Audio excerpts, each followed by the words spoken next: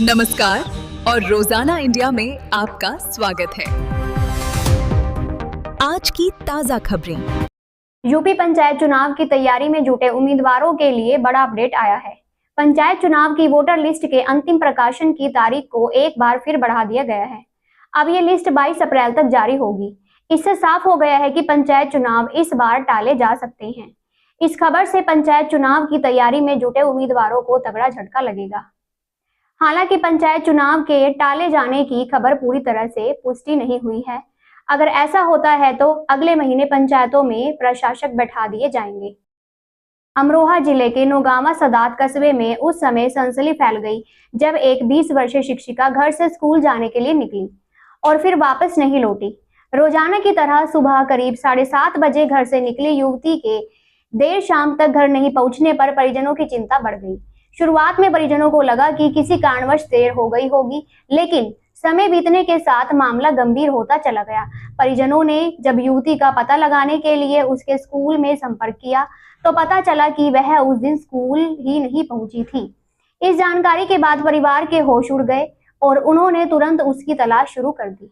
रिश्तेदारों और परिचितों से संपर्क किया, लेकिन कहीं से भी कोई जानकारी नहीं मिल सकी।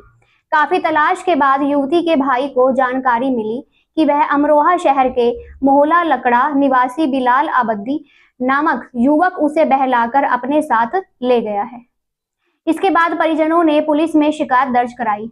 FRI के आधार पर पुलिस ने आरोपी युवक के खिलाफ मामला दर्ज कर जांच शुरू कर दी है।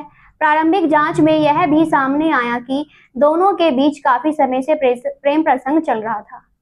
इस पूरे मामले में पुलिस ने जानकारी देते हुए बताया कि आरोपी के खिलाफ रिपोर्ट दर्ज कर ली गई है और युवती की तलाश के लिए पुलिस टीमों को सक्रिय कर दिया गया है।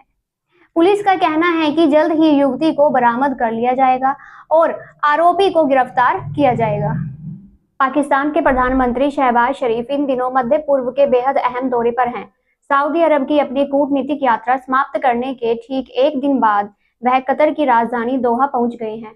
कतर के अमीर के साथ उनकी यह द्विपक्षीय मुलाकात केवल दो देशों के बीच के व्यापारिक रिश्तों तक सीमित नहीं है, बल्कि इसके पीछे एक गहरी इनसाइड स्टोरी छिपी है।